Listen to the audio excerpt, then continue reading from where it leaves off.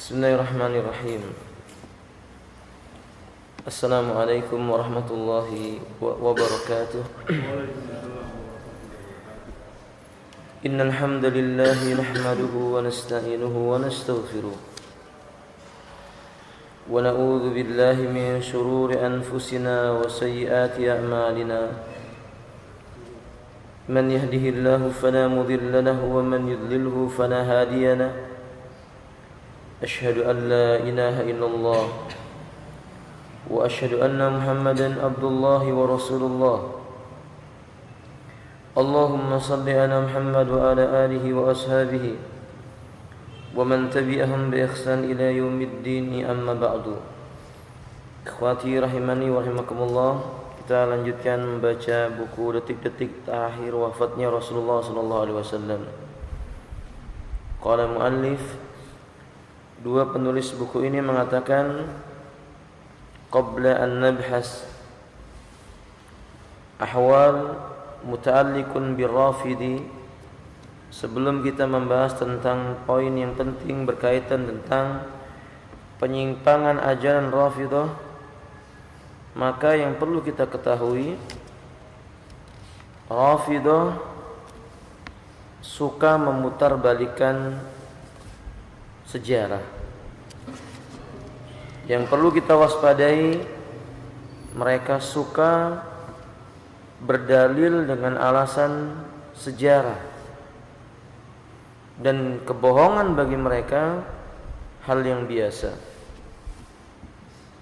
Dalam buku mereka menyebutkan seperti dalam kitab Syarhu Aqaidus Suduq, at-taqiyatu an taqula aw taf'ala ghaira ma ta'taqidu. Taqiyah itu artinya engkau mengatakan sesuatu atau melakukan sesuatu tidak sesuai dengan apa yang engkau yakini. Litadfa'a ad-darara an nafsika aw malika aw litahfadha bikaramatika. Tujuannya untuk menghindari kemudaratan yang mengancam jiwamu atau harta bendamu atau menjaga kehormatanmu. Nah, di antara ucapan mereka, orang-orang Syiah mengatakan, la imana illa bitaqiyatin. Iman itu tidak ada pada seseorang bagi orang yang tidak mau melakukan taqiyah. Jadi bagi mereka, kedustaan itu bagian dari agama. Berbeda dengan kita. Nabi SAW bersabda dalam riwayat Imam Muslim, iyyakum wal kadhib, innal kadhiba yahdi ilal fujuri wa innal fujura yahdi ilan nari. Hati-hatilah kalian dengan dusta, karena dusta itu mengantarkan kepada perbuatan dosa-dosa yang lainnya, dan perbuatan dosa-dosa itu mengantarkan ke dalam api neraka. Dusta bukan sifat orang yang beriman. Dusta adalah sifatnya orang-orang munafik. Ayatul munafik salasun. Tanda orang itu munafik ada 3. Idza hadasa kadzaba. Kalau dia berbicara maka dia itu berdusta. Wa idza tumina khana. Idza wa'ada khalafa wa idza tumina khana. Bila berjanji dia menyelisihinya, kalau diberi amanah maka dia mengkhianatinya. Maka hafidhna rahimani wa rahimakumullah, kalau mereka mengatakan bahwasannya tidak ada iman tanpa taqiyah, kita justru mengatakan dusta itu adalah sifat kemunafikan. Syiah juga mengatakan faman taraka taqiyatan faka'annahu taraka as-salata. Mereka mengatakan orang yang meninggalkan taqiyah itu hukumnya seperti orang yang meninggalkan salat. Padahal dalam Ahlus Sunnah, meninggalkan salat itu bisa sekedar dosa besar, tapi bisa sampai kepada derajat kafir. Dalam akidah ahli sunnah, meninggalkan sholat itu ada pendapat yang mengatakan dia itu kufrun duna kufrin. Sebagian ulama ahli sunnah berpendapat meninggalkan sholat itu kafir.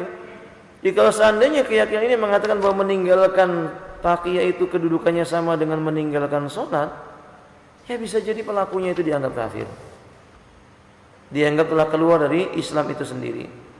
Wallahu ta'ala a'lamu bis-shawab. Ini terdapat dalam kitab Man la yahdaruhul faqih.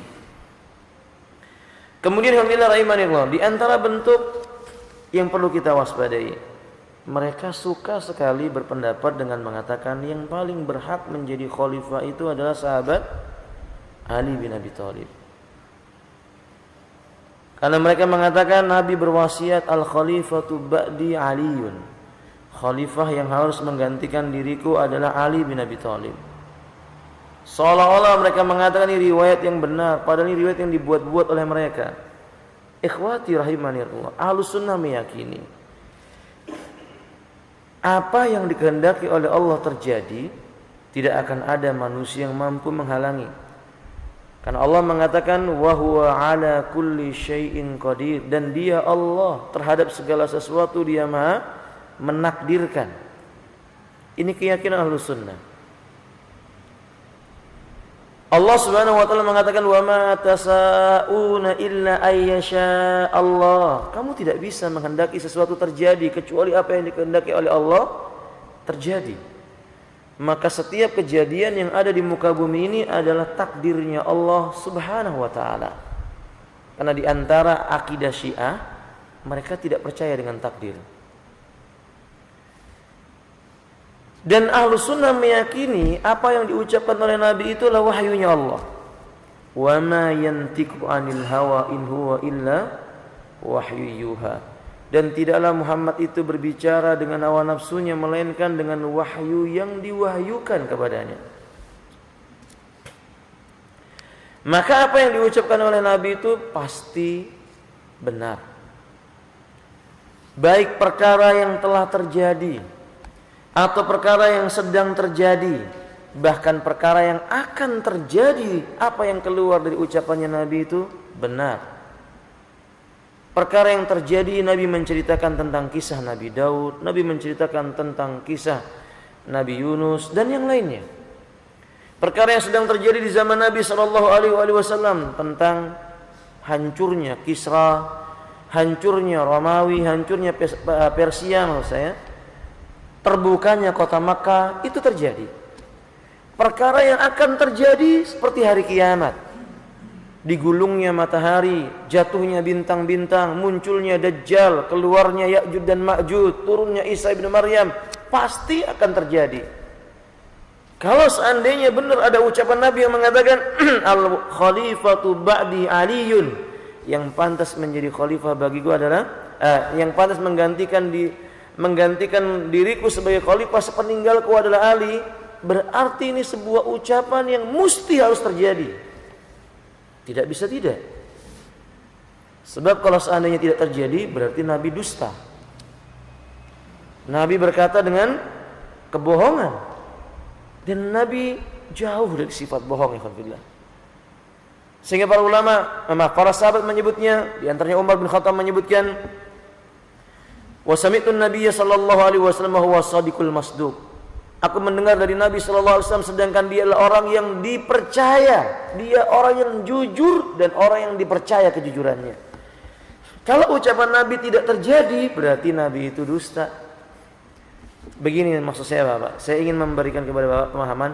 Nabi sudah mengatakan khalifah penggantiku adalah Ali. Berarti ini ucapan yang datang dari wahyunya Allah. Seandainya itu ucapan benar datang dari Nabi SAW, siapapun yang akan menghalangi, wala Abu Bakar, wala Umar, wala Utsman, wala Muawiyah, wala ashabu Muhammadin SAW jami'an, wala nasu fil ardi kulluhum, semua manusia di muka bumi ini, Abu Bakar, Umar, Utsman, Muawiyah atau sahabat Nabi semuanya berusaha untuk menggantikan kekhalifahan itu setelah Nabi adalah Abu Bakar. Gak mungkin terjadi. Mestinya yang terjadi ketika Nabi meninggal dunia, langsung Ali yang menjadi apa? Khalifah. Karena ini ucapan Nabi yang datang dari wahyunya Allah, tetapi kenyataannya yang terjadi bukan. Berarti itu menunjukkan tidak mungkin itu ucapan Nabi. Kalau ucapan Nabi, pasti siapapun yang mau menghalangi tidak mungkin bisa terjadi. Karena itu ketetapannya Allah. Sebagaimana Nabi sallallahu alaihi wasallam telah mengatakan Dajjal bakal keluar, Isa bin Maryam bakal keluar, kiamat bakal terjadi. Bagaimanapun manusia menghalangi supaya kiamat tidak terjadi, tetap akan terjadi. Maksudnya bahwa itu membuktikan bahwasanya ucapannya orang-orang Syiah itu dusta. Mereka bohong. Ketika mereka nggak sanggup membuktikan bahwasanya itu adalah dusta, ucapan itu, justru itu merupakan hujah untuk membantah mereka atau justru menghantam diri mereka. Mulai mereka mengatakan dengan memutarbalikkan fakta. Apa yang terjadi pada pekan terakhir sebelum wafatnya Rasul? Beliau berkata di halaman yang ke-138, perselisihan terjadi antara beberapa sahabat tentang permohonan Rasul agar didatangkan kepada beliau kitab lembaran yang dapat beliau gunakan untuk menulis, namun beberapa sahabat diantaranya Umar Al-Faruq merasa berat terhadap kondisi sakit beliau. Ini dianggap, kata mereka, Umar menghalangi Nabi menuliskan sesuatu. Coba lihat alhamdulillah. Nabi minta diambilkan kertas untuk dituliskan sebuah perkara. Tapi Umar merasa kasihan dengan kondisi Nabi. Kalau versi Syiah, Umar tahu nih mau menyimpan sesuatu. Jangan-jangan nanti begini dan begitu. Ini buruk sangka yang luar biasa. Padahal ikhwafillah rahimani wa rahimakumullah, Islam ini mengajarkan kalau kita melihat sesuatu terjadi pada saudara kita, lalu kita punya 1000 uzur, jangan cuma satu yang diberikan. Berikan 1000 uzur itu kepada dia. Maaf ini, misalnya kita melihat ada seseorang, dia datang, dia kendaraannya ada terparkir di depan nightclub, misalnya begitu. Tidak boleh kita langsung berprasangka, ini si fulan ini pasti dia masuk nightclub. Besoknya dia sebarkan, saya lihat kemarin dia kendaraannya parkir di depan nightclub, padahal dia orang yang berjubah, pakai surban, datang ke masjid. Ini bukan memberi uzur. Orang yang cerdas dia akan mengatakan, ini saudara, oh mungkin mobilnya ada yang pinjem, dipakai parkir di sana. Oh mungkin saja dia ada keperluan bertemu dengan orang yang ada di dalam sana, dia meminta orang itu keluar. Oh mungkin saja parkir di tempat ini penuh yang ada di situ. Banyak alasannya. Itu namanya memberi uzur. Tapi sesungguhnya sebagian orang Syiah tidak demikian. Mereka sudah dimasukkan dalam hati mereka itu kebencian. Fi qulubihim marad fazadahumullahu marad. Kita katakan hafizillah rahimani wa Allah, seandainya para sahabat berusaha menghalangi Nabi sallallahu alaihi wasallam dan Nabi sallallahu alaihi wasallam menghendaki untuk dituliskan sesuatu, mungkinkah para sahabat itu sanggup menghalangi?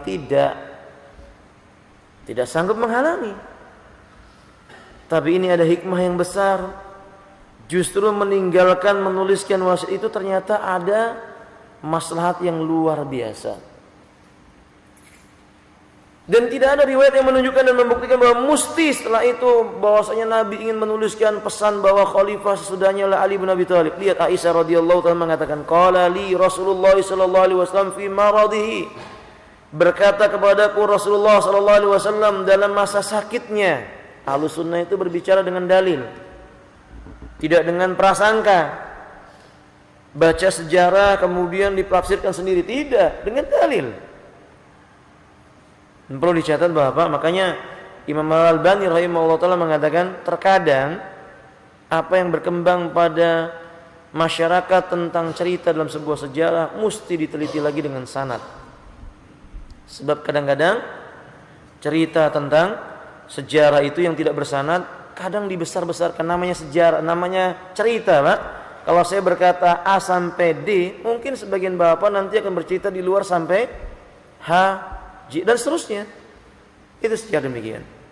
Saya contohkan misalnya sejarah ketika Nabi SAW datang ke kota Madinah disambut dengan mengucapkan Tola al-Badru alaina. Kan berkembang ini, Pak.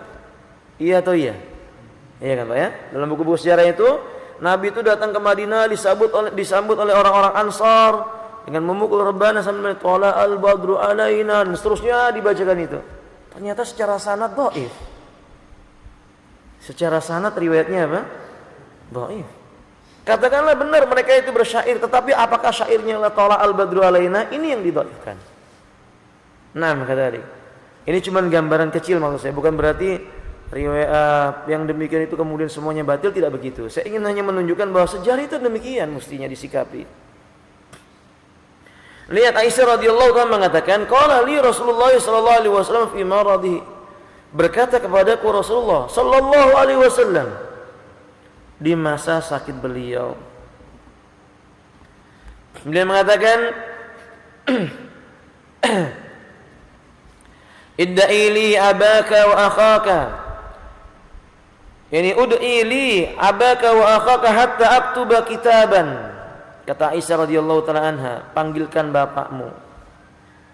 Panggilkan pula saudara lelakimu. Idda'i li abaki wa akhaki, panggilkan untukku bapakmu, panggilkan untukku saudara lelakimu, hatta aktuba kitaban, sehingga aku mau menulis sebuah tulisan. Fa inni akhaf ayatamannya mutaminun wa yaqulu qail, sebab aku khawatir orang-orang yang punya angan-angan yang kosong, maka dia nanti memiliki harapan-harapan yang jauh daripada apa yang mereka inginkan. Wa ya'ballahu wal mu'minuna illa Abu Bakrin. Pada saat itu kata Aisyah radhiyallahu taala, orang-orang yang beriman enggan mengambilkan tulisan lembaran kecuali pada saat itu maksudnya begini. Pada saat itu wa ya'ballahu wal mu'minu illa Abu Bakrin. Ketika Nabi sallallahu alaihi wasallam menghendaki minta diambilkan kertas untuk dituliskan sebuah pesan, ternyata pada saat itu Allah dan orang-orang yang beriman tidak menghendaki yang terjadi menjadi khalifah kecuali adalah Abu Bakar As-Siddiq radhiyallahu taala. Seolah-olah di sini menjelaskan kepada kita bahwa ternyata yang dikehendaki oleh Allah Subhanahu wa taala, dan itu jelas yang dikehendaki oleh Nabi sallallahu alaihi wasallam adalah Abu Bakar As-Siddiq. Sudah diisyaratkan oleh Nabi. Disediakan oleh Nabi sallallahu alaihi wasallam ketika Nabi sallallahu alaihi wasallam itu sedang sakit, maka Nabi berkata kepada Aisyah, "Perintahkan ayahmu untuk mengimami manusia." Aisyah mengatakan, "Jangan. Dia itu lelaki yang gampang menangis." Diulangi lagi oleh Nabi, perintahkan Abu Bakar mengimami manusia. Jangan ya Rasulullah, dia lelaki yang gampang menangis. Sebab kalau dia membaca satu ayat menangis, baca satu ayat menangis. Kata Nabi, perintahkan dia. Akhirnya ternyata yang menjadi imam dalam salat berjamaah ketika itulah Abu Bakar. Padahal di sana ada Ali bin Abi Thalib. Seandainya sahabat Ali lebih pantas, mengapa Nabi memerintahkan siapa? Abu Bakar As-Siddiq radhiyallahu taala. Qala Nafi an Umar haddatsana Ibnu Abi Mulaika. Atau saya baca terjemahnya saja. Dari Nafi Ibnu Umar bahwasannya telah bercerita kepada kami Ibni Abi Mulaika, dari Nafi, dia mengatakan bahwasanya bercerita kepada kami Ibni Abi Mulaika dari Aisyah bahwa Rasulullah sallallahu alaihi wasallam berkata dalam sakitnya Rasulullah sallallahu alaihi wasallam, "Ud'u li Abu Bakrin wa ibnahu falyaktub." Panggilkan untukku Abu Bakar dan putranya yang bernama Abdurrahman ibnu Abi Bakar agar dia menuliskan, likai la yatma'u fi amri Abi Bakrin tami'un wa la yatamanna mutamminun summa qala ya'ballahu dzalika wal muslimun. Agar orang-orang itu tidak punya harapan-harapan yang lainnya, dan supaya mereka mengetahui Abu Bakarlah yang berhak menjadi khalifah untuknya. Allah ternyata tidak menghendaki kecuali adalah Abu Bakar, dan orang beriman tidak menghendaki juga kecuali adalah Abu Bakar sebagai penggantinya. Maksudnya alhamdulillah rahimani Allah. Nas ini menjelaskan isyarat Rasulullah sallallahu alaihi wasallam yang ditujukan kepada Abu Bakar ini adalah isyarat yang pantas. Isyarat yang jelas dan memang beliau yang hak untuk menjadi khalifahnya Rasulullah sallallahu alaihi wasallam. Dan tidak ada satu sahabat pun yang mengingkari ketika itu. Wala Umar, wala Utsman, wala Aliun. Semuanya sepakat, redha.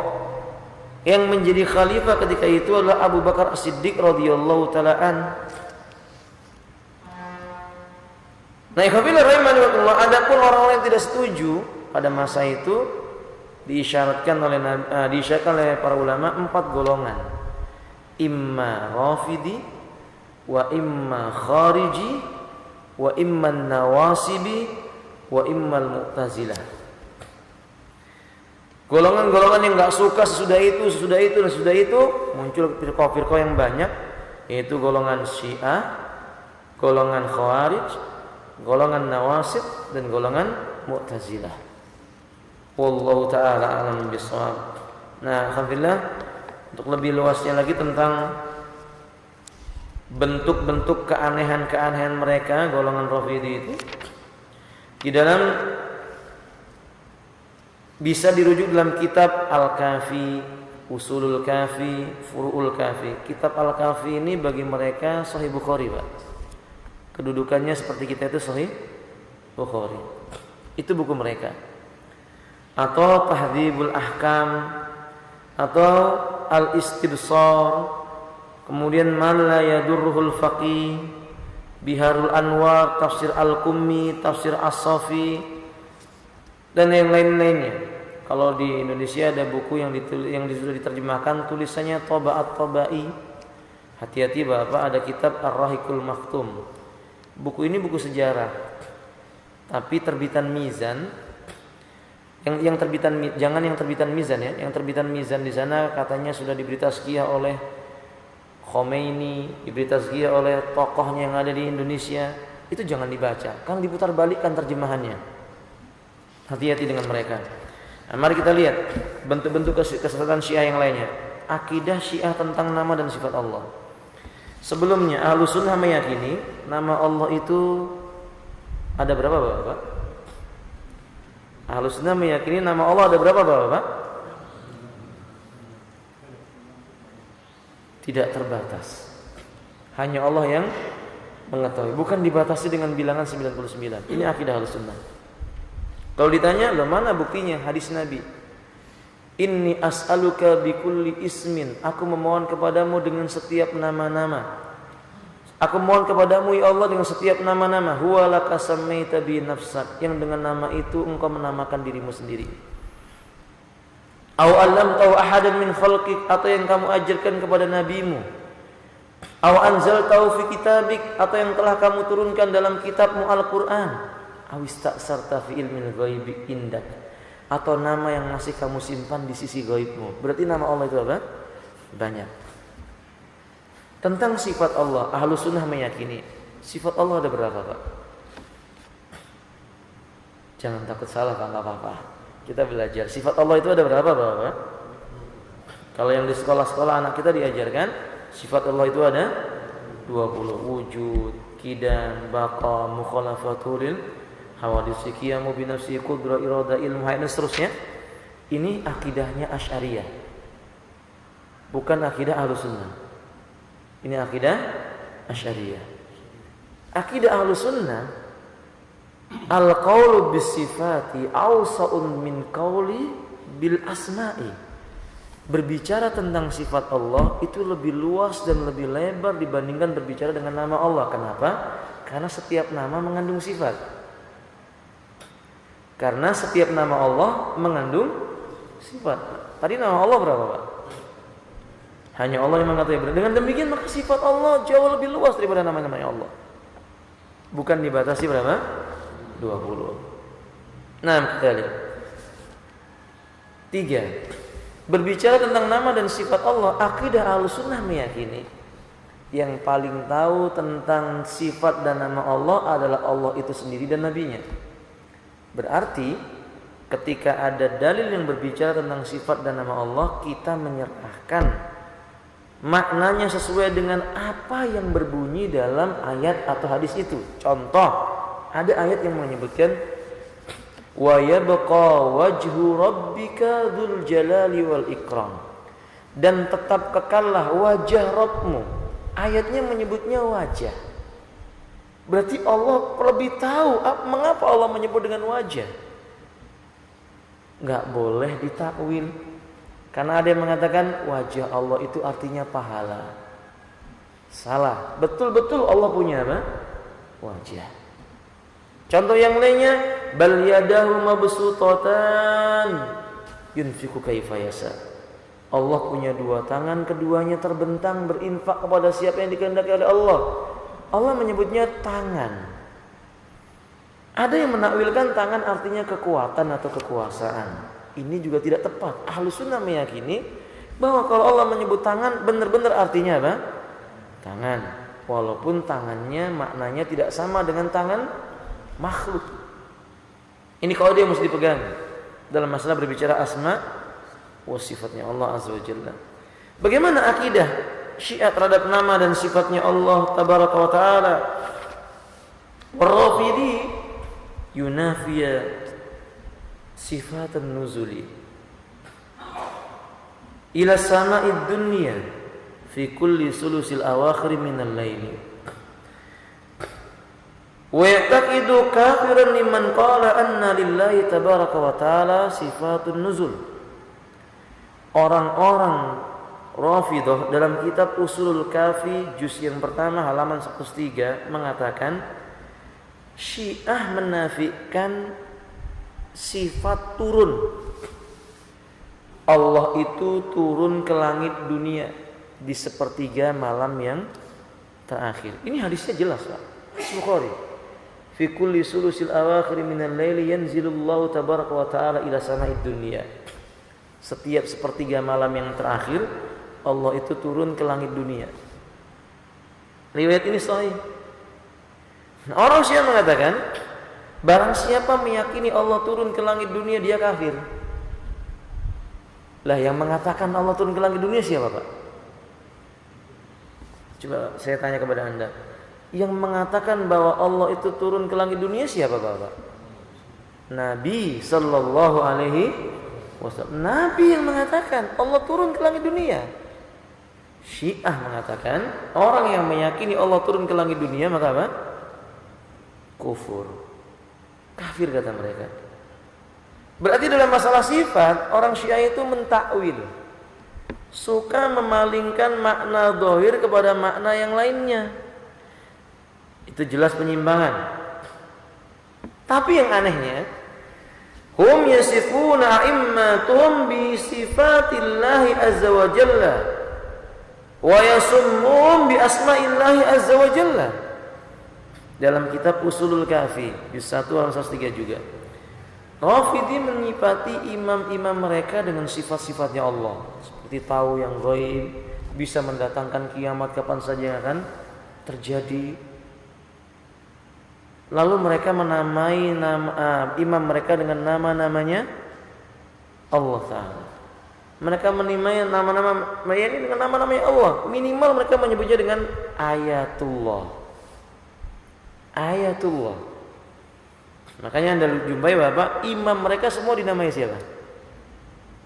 Ayatullah. Ayatullah Khomeini, Ayatullah Fulan, Ayatullah Fulan, demikian. Jadi kalau ada orang disebut Ayatullah berarti ini pengagum apa? Syiah, pengagum Rafidhah.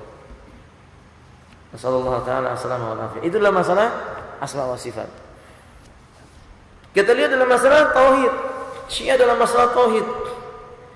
Yakni khati rahimanillah dalam kitab Ar-Raudhatul Minal Kafi. Ar-Raudhatu Minal Kafi juz 8 halaman 2103 ia mengatakan bahwa atau poin 2103 maksud saya. Dia mengatakan Syiah meyakini bahwa planet-planet, bintang-bintang semua memiliki pengaruh bagi bahagia dan sengsaranya seseorang serta nasib baik dan buruknya seseorang. Berarti ini percaya dengan ilmu apa ini, Pak? Ilmu nujum. Sementara Nabi sallallahu alaihi wasallam itu menyebutkan yusbihu min ummati yu'minu bin nujumi wa yakfuru billahi. Nanti akan ada di antara manusia berpagi hari dia kufur kepada Allah, lebih percaya dengan bintang-bintang. Oh, sudah ada ternyata. Salah satunya adalah kelompok apa? Rafidhi ini. Ini ucapan mereka sendiri.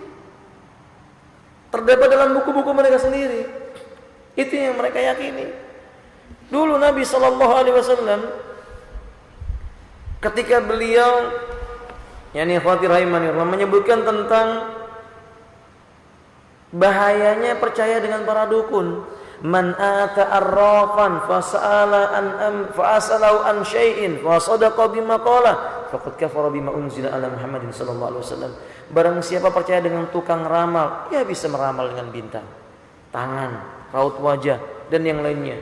Bertanya tentang suatu perkara, percaya ia dengan ucapannya, sesungguhnya dia telah kufur terhadap apa yang diturunkan oleh Allah kepada Nabi Muhammad sallallahu alaihi wasallam. Ini kufur kepada Al-Qur'an, kepada firman Allah Subhanahu wa taala. Maka Syiah justru meyakini boleh bertanya kepada dukun-dukun. Nauzubillah min dzalik. Maka Anda enggak akan menjumpai dalam sejarah Syiah membunuh dukun, enggak ada. Kalau Ahlus Sunnah sejak zamannya Umar sudah dilihat 2 orang yang dibunuh oleh Umar di kalangan dukun. Hafsah sudah membunuh dukun. Ya wajar kalau Umar dibenci oleh Syiah. Faham enggak maksud saya, Pak? Antum tidak akan menjumpai sejarah bahwa orang Syiah itu membunuh dukun, enggak ada. Tapi kalau Ahlus Sunnah, Umar bin Khattab membunuh dukun, Hafsah membunuh dukun. Jadi wajar kalau Umar dibenci oleh Syiah. Karena Umar memusuhi siapa? Dukun. Mungkin dukun itu temannya siapa? Kalau bukan saudaranya si Syiah itu sendiri. Makanya Umar dimusuhi oleh dia. Wallahu ta'ala a'lam bishawab. Nah, kemudian di antara akidah tauhid mereka, Syiah meyakini bahwa syahadat la ilaha illallah Muhammad Rasulullah mesti ditambahi dengan kalimat wa aliyun waliyullah. Jika ada orang bersabda asyhadu an la ilaha illallah wa asyhadu anna Muhammadar Rasulullah wa aliyun waliyullah, gitu ditambahi. Berarti para sahabat-sahabat yang dulu persaksiannya enggak begitu, kafir semua. Faham ya, kawan? Kan enggak ada para sahabat yang mempersaksikan waliyun enggak, syahadatnya enggak ada itu. Ketika sholat kan mereka semua salatnya cuman seperti sahabat Abdullah bin Jabir bertanya kepada Nabi. Berkata, Samitun Nabi sallallahu alaihi wasallam allamana tasyahud fi salatina. Nabi mengajarkan kepada kami tasyahud dalam salat kami. At-tahiyatu lillah wassalawatu watthayyibah. Assalamu alayka ayyuhan nabi wa rahmatullahi wa barakatuh. Wassalamu alayna wa ala ibadillahi sal. Asyhadu an la ilaha illallah wa asyhadu anna Muhammadan abduhu wa rasuluh. Summa kabbara. Kemudian beliau takbir dan naik ke atas. Enggak pakai waliyullah. Kalau menurut akidah Syiah ini berarti kafir semua yang enggak baca itu. Nah ya wajar kalau antum tidak dikatakan muslim sama mereka. Karena antum ketika tasyahud enggak baca Ali adalah waliullah. Nah, ini ucapan mereka dalam kitab Furu'il Kafi. Syiah meyakini bahwa Allah itu mengutus Jibril untuk membawa wahyu kepada Ali. Jadi keyakinan Syiah, sebenarnya Allah mengamanai Jibril ini wahyu untuk Ali. Tapi Jibril ini merengkel, keliru, balelo gitu Pak. Seperti anak kecil, nih beli roti ya, beli es krim dia Pak. Begitu maksudnya kira-kira. Ya, akan tetapi Jibril memberikan wahyu kepada Muhammad. Jadi secara tidak langsung menuduh Jibril ini munafik. Karena punya sifat apa? Khianat. Kan tadi kita tahu Pak, ciri-ciri orang pengkhianat, ciri-ciri munafik itu apa? Bila diberi amanah maka dia khianat. Jibril. Lah kalau gurunya Nabi saja sudah dituduh, lah nabinya siapa kalau begitu Pak? Jadi kalau misalnya wahyunya itu salah untuk Nabi, berarti kan wahyunya nggak sah. Kalau wahyunya nggak sah, kenabiannya juga tidak sah. Lalu yang sah siapa? Ali bin Abi Thalib. Menurut mereka demikian. Seandainya memang demikian, maka berarti selama ini Ali diam saja, ya berarti Ali banci. Tapi itu tidak mungkin. Ali lelaki yang tegar, yang berani. Mengapa Ali tak menyembunyikan itu? Enggak mungkin. Ali itu mau dibunuh sama orang Quraisy saja dia berani. Siapa yang menggantikan posisi Nabi ketika Nabi hijrah Pak? Ali, bukan siapa-siapa, Ali. Masa karena sebab ini kemudian Ali takut mati? Nggak mungkin. Maka kalau orang Syiah itu mengatakan Ali itu sebenarnya taqiyah, secara tidak langsung dia menganggap Ali itu pengecut. Justru menghina Ali bin Abi Thalib sendiri. Ali tidak takut mati ya kawan. Untuk apa Ali menyembunyikan hal itu kalau memang itu benar datangnya dari Allah buat Ali bin Abi Thalib radhiyallahu taala anhu. Atau mungkin Ali nggak enak saja Ustaz dengan Nabi karena kan Ali menantu misalnya begitu. Ini juga tuduhan yang bohong. Baik ikhwati rahimanillah, kita tambahkan sedikit. Mari kita lihat akidah Syiah tentang Al-Qur'an. Dalam kitab Tanwir war-Rad, At-Tanwir war-Rad ini kitab mereka, atau juga dalam kitab Fusul Kitab fi Tahrif Kitab Rabbil Arbab. Ya nam, ikhwati rahimanillah, An-Nawawi At-Tabrasi mengatakan Syiah yakin Quran yang sekarang itu bukan Quran yang diturunkan kepada Muhammad sallallahu alaihi wasallam. Quran yang ada ini bukan Quran yang diturunkan oleh Allah kepada Jibril kepada Nabi, tapi itu Quran buatannya sahabat. Bahkan sudah diganti, diberi tambahan, dikurangi. Ya Rabbana. Berarti selama ini berapa abad kita Pak sejak ditinggal Nabi? Nabi wafat pada tahun berapa Hijriah? Nabi wafat pada tahun berapa Hijriah Bapak?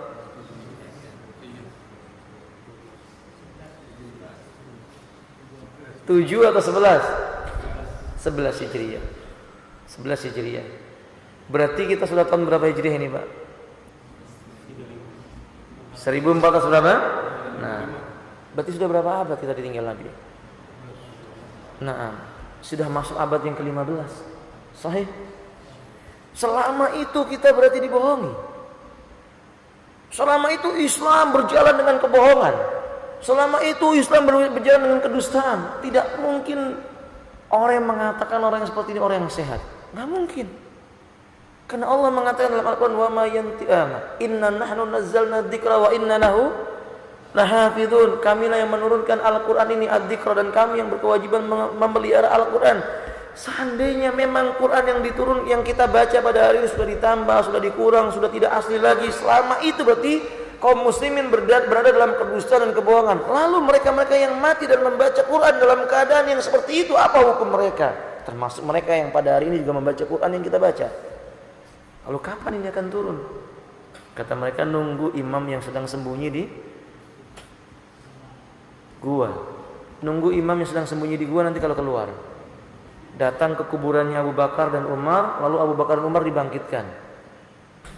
Kemudian nanti dibunuh di bawah sebuah pohon, digantung, darahnya menetes, lalu tumbuh subur pohonnya itu dengan darahnya Abu Bakar sebagai bentuk penghinaan, kata mereka. La haula wala quwwata illa billah. Seolah-olah mereka menyifati imam mereka itu seperti Tuhan, bisa menghidupkan dan mematikan orang. Isa ibnu Maryam saja menghidupkan manusia itu nggak hidup terus. Ada orang dibunuh, nggak ada saksi, maka Isa mengusap orang itu, lalu dia bangun mengatakan si fulan yang membunuh saya. Habis itu mati lagi, nggak hidup terus. Begitu ya ikhwati rahimani. Mereka juga mengatakan bahwasanya si ayat Quran yang ada ini, Qurannya yang dibawa, yang ditulis oleh Allah kepada Nabi itu 3 kali lipat Quran yang sudah ada. Berapa juz berarti ya kawan? 90 juz. Kira-kira kalau kita segini, di mereka segini nih alhamdulillah. Begitu kira-kira. Ini apa yang diucapkan oleh mereka sendiri. Sebagai penutup, ikhwati rahimani wa menurut akidah Syiah bahwa yang pertama kali akan ditanyakan pada mayit di kuburnya tentang kecintaan kepada Ahlul Bait. Jadi menurut mereka orang kalau mati masuk kubur, datang malaikat, bagaimana tingkat kecintaan mereka kepada Ahlul Bait, itu yang pertama ditanya. Padahal hadis yang sahih menyebutkan fa idza dufina mayyitu fi madfanihi fa ataul malakani wa yasalahu man rabbuka. Yang pertama dijawab katanya siapa? Allah, bukan Ahlul Bait. Allah. Jika seseorang telah meninggal dunia, dimasukkan dalam kuburnya, datanglah malaikat kepadanya lalu bertanya, siapa Rabbmu? Yang ditanya adalah siapa Rabbmu, bukan Ahlul Bait. Tauhid itu lebih penting. Masa Ahlul Bait duluan? Seolah-olah ajaran yang diajarkan oleh Nabi selama 13 tahun di kota Makkah, ditambah lagi 11 tahun di kota Madinah itu sia-sia, padahal yang diinginkan Nabi ini adalah tauhid. Faham tuh? Nah, seolah-olah dia mengatakan kalau manusia tidak menyekutukan Allah, akan tetapi dia tidak mau mempelajari tentang bagaimana mencintai Ahlul Bait, maka dia itu kafir, neraka jahanam tempat tinggal. Seolah-olah demikian. Kita mengatakan justru kalau orang belajar tauhid pasti cinta dengan siapa? Ahlul Bait. Tidak mungkin tidak. Orang yang belajar tauhid pasti cinta dengan Ahlul Bait. Ahlus Sunnah cinta dengan Ahlul Bait. Ahlus Sunnah mencintai Ali bin Abi Thalib, mencintai Fatimah, mencintai Hasan, mencintai Husain radhiyallahu taala anhum. Ahlus Sunnah melaknat orang yang membunuh Husain. Ahlus Sunnah lisannya melaknat orang yang membunuh Husain. Jangan dikira Ahlus Sunnah tidak melaknat. Faham tuh ya? Nah, kembali. Tapi waktunya tidak memungkinkan. InsyaAllah kita akan lanjutkan lagi pada pertemuan yang berikutnya. Dan insyaAllah buku ini selesai sebelum apa? Ramadan, insyaallah. Mudah-mudahan Allah memudahkan urusan kita. Semoga Allah menjaga akidah kita. Semoga Allah memelihara kita di atas Al-Quran dan Sunnah Nabi Sallallahu Alaihi Wasallam.